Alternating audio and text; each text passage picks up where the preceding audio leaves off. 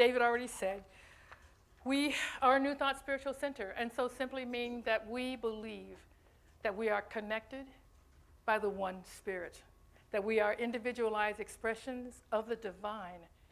And being individualized expressions, we get to co-create our lives. And what we do here is we simply teach. We just talk about and teach and share experiences and stories so that you may be able to take some of this information into your lives and embody this information, inculcate it so that you can use it for the best life you can possibly have, because that's what we're here to do, to have a great life. There's no doubt about why we are here, and that God is on our side and in us in every single thing that we do. So I'm reading this song here. That's not what we're doing. What's happening here? So that's what we do, and what I want you to know is this. The tools that we use, just prayer and meditation. Prayer and meditation, those are the only two things you need to know about, because prayer is speaking to God and putting a demand out to the universe, as we talked about last week, when we talked about what Emily Cady shared with us, and she said, the universe is on your side, and you can have whatever you want, but a demand must be made for the universe to deliver. So make your demand through prayer. And then meditation is listening. What's the answer? What's yours to do? That's what we talk about all the time. What is ours to do? As we were talking this morning in our book club, the Book of Joy, one of the things that they talked about is how can we have joy when there's so much going on in the world? So much going on in the world. Part of it is about us remembering that we're connected. To feel bad about it, it is a tragedy. And also to always ask yourself, what's mine to do? Sometimes there's nothing you can do from where you are over there, but you can do what you can from where you stand. And that's why we always ask the question, what's mine to do? We don't need to moan and cry and carry on. Just what's mine to do, and do that. It is enough. It is enough. It is always enough. So that's what we're here to do. And I want you to set your intention today. I'd like for you to set your intention. You can do what you like. But when you set your intention, you get what you're looking for. So set your intention for why you're here today. Maybe it's just to be here with like minds in a tribe. Maybe you need to hear a word. It doesn't have to come from me. Could have come from the song. Could come from someone you speak with here. Could come later on in the day. But set your intention for what you need for this day, and you will receive it. So last week, the talk was about don't be a seatback driver, which was another way of my grandson saying don't be a backseat driver and basically mind your own business. So I didn't ask for advice. I'm not going to take your advice. And that's what we know. And here's the thing. If we are New Thought, and what we know for sure is that we are individualized expressions of the one, that means that all the information we need is already in us. You don't need to advise someone. When you do that, what you're really saying, and not necessarily what you think you're saying, but here's what you're saying. You're not capable. You don't know God enough. You don't have in you what I have in you. And so I'm going to give you the answers to your life. Right? That's what we're saying. If we really believe we're all individualized expressions of the one and we're connected, then all ours is to do is to serve. And if someone says, I want you to walk with me for a while, I just need to rest in you and your faith for a while, whatever it is they're asking of you is what we get to do. And that's what last week was about. Just about, we don't need to give advice unless two things. It's asked, or unless it's yours to do because Spirit has asked you to do that. And you can just let it go. Do what's yours to do and let it go. We don't need to worry about the outcome or who's going to get it or who's going to receive it or how it's going to be received. We don't care. That's not our business. Our business is to ask what's ours and do that and know for sure that it's doing what it needs to be done. So that's what we do. Today, what I want to talk about is getting back to basics.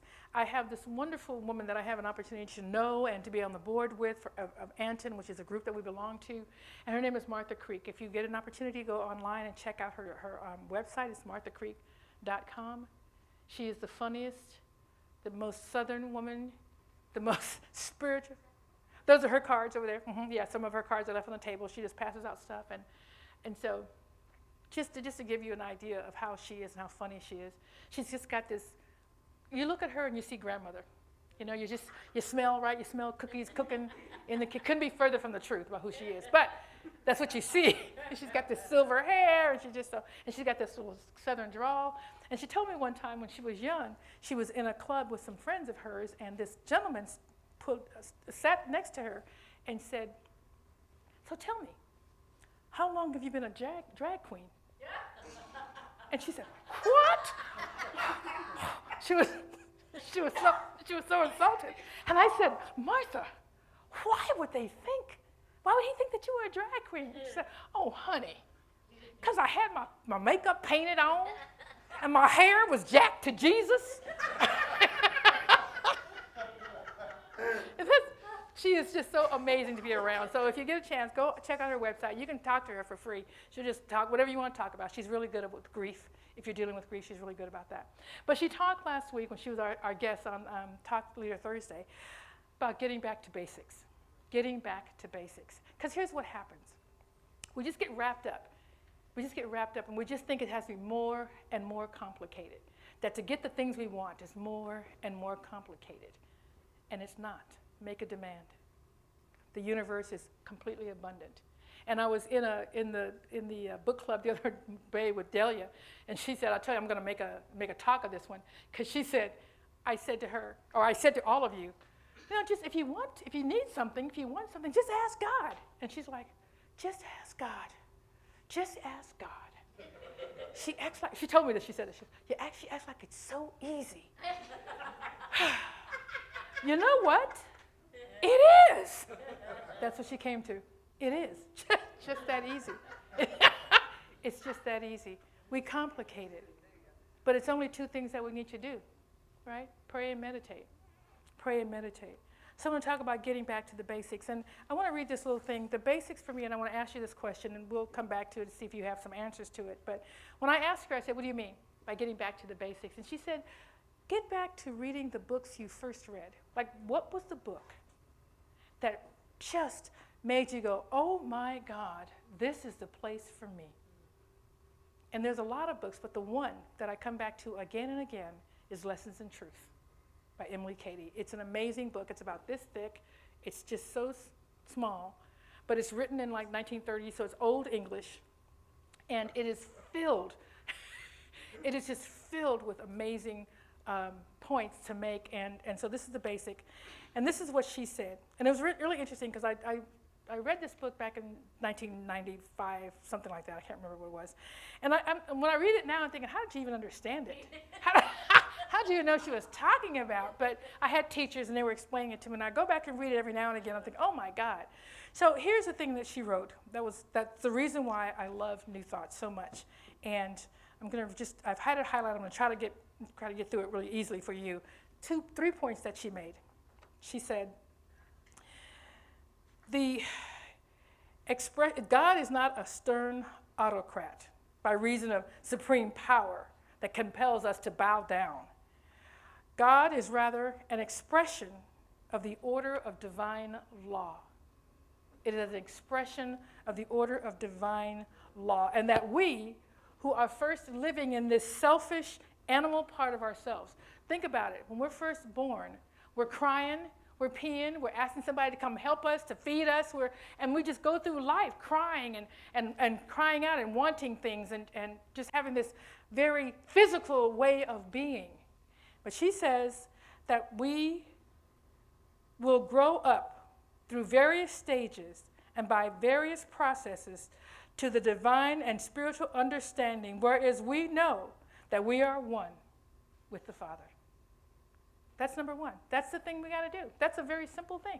We have to go from this physical living and thinking that everything is hard and running around and, what am I going to eat next? And how am I going to be fed? And where's the money going to come from? And all of these worries, to understanding that we are one. We are individualized expression. And the money and whatever you need is going to come from the demand that you make. And, here's the and, confidently expect to get. Demand it and confidently expect to get it. And then the third thing, accept it. Do you know that sometimes we get things, we're like, oh, no, I couldn't possibly, oh, my God, that's just too much. Not me. I am done with that. You want to give it up? You guys know I'm good at receiving. I'm also good at giving. That's what we do, good at giving and receiving. That's number one that she talked about in this back to basics. Getting out of this physical thing and understanding that we are connected and what our spiritual source is. Second thing is there will come a time for each of us when courage will seem to fail. There comes a time when courage seems to fail. Yet God says to each of us, fear not, stand still, and I will work through you this day. Fear not, stand still, and I will work through you this day. That's where meditation comes in. This is where meditation comes in. Fear not, stand still. I will work through you this day. So I told you a couple of weeks ago that there were some issues going on with my family. It was very difficult, very difficult. And you know, you want to jump in and save everybody, but you know you can't. And I don't even know what the problem is. I don't know what the problem is. How am I going to save everybody? I don't know what the problem is. So I'm in my meditation in the morning crying. You know, I was like, what is mine to do? And very clearly, God said, stand still, and listen. Listen when the time comes. When the time comes. Oh, okay, because they weren't talking. I'm like, all right, there's nothing to listen to, but all right. So sometimes I argue and sometimes I don't, because really I felt it made sense to me. And so I did. I just stood still and I listened. And then I was getting calls from both sides, not taking sides, just being a sounding board. So they could know that they were loved, no matter what they were going through, no matter what they said had happened. I was going to love them all. Didn't matter. And that's all I did. I mean, you know how hard that is for me? Okay? I got answers. I got answers if you want, but they didn't want any. So that's okay. So I just listened. And it was a beautiful thing for me, as well as for them. But for me, I understood just the power of not saying anything and believing, not just believing, knowing they had the power to co-create the life they wanted without my help. Without my help. That's a revelation. It's a revelation. You don't have to be a savior. You can just serve. You can just serve others. And the third thing she said was each one of us must sooner or later learn to stand alone with God because nothing else prevails. You can run around and you can ask all these spiritual people that you know, and everybody that has all these great answers in their lives and they're doing wonderful things. They don't have an answer for you because you are an individualized expression. What's needed for you is needed for you. They don't have a clue as to what you need because they don't know where you're going.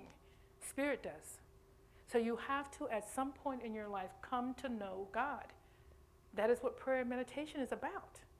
Come to know God for yourself. These are the basics that she talked about years ago, in 1930, and still talking about it now. It's the only thing we need to do, those three things. And so I wanted to talk with you about that. And what are the takeaways? So I wanted to share with you some of the takeaways. I want to tell you a little bit about how to pray, because we talk about it, and I don't talk about it all the time. I just say pray, pray. But a lot of us have been raised in this fundamental way, and so I just want to remind you of how we pray. How is the demand made? How is the demand made? So there is an acronym that I use, Jason and I used, and I still do, and it's called RUCAT, and it's RUCATT. And the R stands for you just recognize that there is only one, and you are connected. The U stands for uniting, so you're united with the one. You recognize there is one power, one source in the universe, in your life, and you're united with that. So you are one with it. And then you choose, you make a choice. That's a demand. Make the choice. What do you want? I need more flow in my life. I'm feeling stuck. I'm feeling overpowered. I'm feeling overwhelmed. Like sometimes we ask for things, like I want my life to be full, but then it's like over full, right? And then you're like, oh, how do I back out of this one?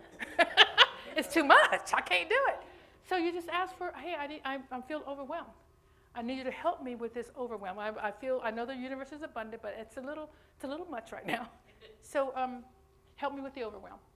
Okay? So what's the choice? What do you want to do? So RUCA, accept it. Whatever it is that Spirit is telling you to do, once you make the choice, Spirit will tell you what is yours to do. Or just wait on it, but just accept it. Because sometimes it doesn't come right away. So when I asked for relief from the overwhelm, what it came as is me having the ability to say no. Do you know? I mean, I can say no to people I don't care about. Hard to say no to those that you do care about and that you want. And not that I don't care as far as they're human beings, but I mean, they're not close to me. So when you have a loved one that's asking you for something, and you are already full. Or it's something that you know that you could do well. It's within your bailiwick. It's right?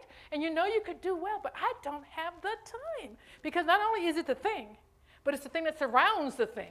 That's what I always never remember. Like, okay, yes, I'll do that. Oh, now it's going to be 3 weeks of this and 4 weeks of that. Right? I didn't add up all the things that saying yes to this one thing meant. So that's what it was for me. To get away from the overwhelm is to learn how to say no. That was a choice, and I accepted that. That came, all right? So recognize, unite, choose, make a choice, accept it, C-A-T. Yeah, give thanks. Where am I at? Give thanks. Thank you. Because when you give thanks, what do you say thank you for? Something you've already received, right? You say thank you for something that's already received. So when you say thanks, you're saying it's already done. I believe that it's already done. And then the last T, it's 2 T's. It's just trust it. So you don't have to keep revisiting it. That's what we want to do. Hey, did you hear me? Is this working? Because it's like been a couple months now, and did you hear what? So, and there's no. And by the way, there's no punishment for asking again. Like the God's gonna say, "Did you not trust me? Did you?"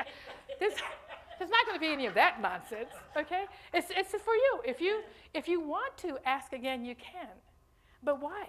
If it's done, it's done. Let it go and go on to something else. It's for your own peace of mind. That's all. So that's how we pray. That's how we pray a new thought. Rukat. Okay? That's how the demand is made. So I want to get back to the basics of that. And then, how do we meditate? Because everybody seems to think, oh, I got to get, and I cross my legs and the whole yoga thing, and whatnot. It's not any of that. All it is simply getting into a place of regular. First of all, the biggest thing is to regularly do it. Regularly do it. And whatever is regular for you. For me, it's just simply every day. It's every day in the morning. And the reason why it's every day and in the morning, because it sets my day. I am reminded every day that I'm connected and that God is walking with me, whatever I get involved in. So it helps me to do it every day and every morning. But do it whenever you want to. Make it a place where it becomes a sacred spot if you do it in the same place every time. It's just, there's some energy that builds around the place. So I just do it in my bedroom. Before I even get out of bed, I just sit up in my bed and meditate. There's a rocking chair in my chair. I could do that, but rocking chair is, I don't care for that chair. So wherever you want, whatever you can consistently go, and some people light candles, they want some incense, whatever makes you feel good. Maybe you want to do it in the backyard.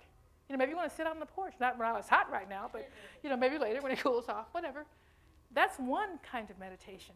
Another kind of meditation is a working or walking or moving meditation, where you're just working in the garden, where you're just maybe knitting. You're just doing something that takes your mind off, and you can just be there with spirit doing something that doesn't, your mind doesn't, you don't have to focus on it. You can just do it, and it just lets you relax. Whatever it is, whether you're gardening, digging, whatever, knitting, whatever. Those are just called working meditations. Some people get up in the morning, when they go take their walk, they just walk through the park. I want to do it someplace where I know I'm going to get to. I'm not going to always get to the park. So that makes it a bit of a setup for me. But if you're someone who gets up every day and goes somewhere, then do that. You see what I'm saying? Don't make it a big deal, because it is not a big deal in terms of how you do it. It's a big deal that you do it. And it's a big deal for you. Because then you simply get to hear a word from Spirit, whatever word you need to hear. Those are the basics. Those are the basics. Pray and meditate. And one last thing that I want to share with you about the basics is that a lot of times, and probably not as much in New Thought, but a lot of times we don't remember to pray until there's a crisis, right? There's somebody's sick, and I'm not getting the money I want, or my car broke down, or whatever it is. That's fine. You can pray for that too. You can also just pray on a regular basis, just giving thanks. Just thank you so much. What a great day. What a joyous, my life is full. I'm standing in the middle of flow. Just affirming all the things that are good in your life. You could just do that. And that, again, is just communicating with Spirit. Those are easy ways to communicate with Spirit. Those are the basics. So that's all I want to share with you today. So I'd like to leave you guys with 2 do's, and these are 2 do's about having a wonderful life from Robert Fulghum. Everything I needed to know, I learned in kindergarten. So I'm going to tell you 10 things that I think he said that I love. Share everything. Just share it, I remember one time my little boy, I don't know if you guys know, you probably don't know this, but for whatever reason, we all love gummy bears, and we don't share them well. We have to get a huge bag in order to share. But we always get big bags because we know we need to share. That's what we do. So whatever you need to do to share it, share it. Put things back where you found them. Yeah, nobody's your maid and your mom. Just put things back where you found it. Clean up your own mess. Clean up your own mess. There's nobody supposed to come behind you and do that, no matter where you are. And I'm going to add to this. You can also clean up somebody else's mess. If you see some piece of trash on the ground, why can't you just pick it up, right? Well, why not? Why not? Just do that. Don't take things that aren't yours. We know this. Mom told us that a long time ago. That's not yours. Well, why is it in this house? Where'd that come from? Take it back. It's not yours. Not yours. Don't do it. Apologize when you hurt somebody. That's a hard thing to do, to admit that you hurt someone. And the reason why it's hard, because you want to be a kind person. You are a kind person. We still hurt people.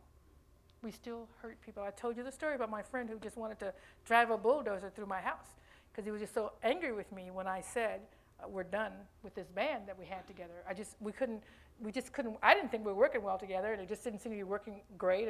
And so I said, okay, well, we're done. And he just was so upset.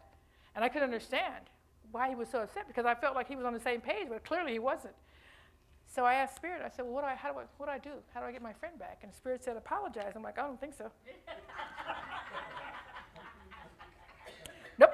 I didn't say anything about putting a bulldozer through his, I don't understand that. Spirit said, you didn't ask me if you were right or wrong. You said, how do you get your friend back? If you want your friend back, apologize. Well, you're going to have to give me a couple of days, because I got to figure out what I'm going to apologize for. Like, what exactly did I do wrong? Because it needs to be authentic. So I figured it out, and I said, you know what? I just assumed that we're on the same page. I took something from him that he wasn't ready to take, and I apologized for that. I said, I'm so sorry. I didn't think about that. I thought we were on the same page. We're not. It's my fault. I apologize. Everything came down. His anger, and we became friends again. It's just that simple. If you do something wrong, don't worry about you didn't do it wrong, whatever. You don't feel like you did it wrong. Obviously, someone's feelings are hurt. If you don't know what to say, just Spirit will tell you, if you want to.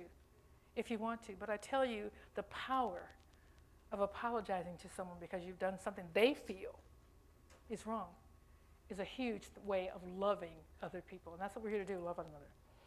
So warm cookies and cold milk are good for you. I had some cake and cookies and some Kahlua last night. It was delicious. Take a nap when you're tired. Just take a nap. Live a balanced life. Learn some, think some, draw, paint, sing, dance, play, and work every day. Just do a little something every single day. Live a balanced life. When you go out into the world, watch out for traffic, hold hands, stick together. That's what we do as a tribe, yeah? We stick together. And finally, be aware of wonder. Have some wonder in your life. This life is wondrous, glorious, all around us. Just have a sense of wonder. Have a sense of wonder. That's what Robert has to say, and I agree with him. So what I want to conclude with is this. We know a lot.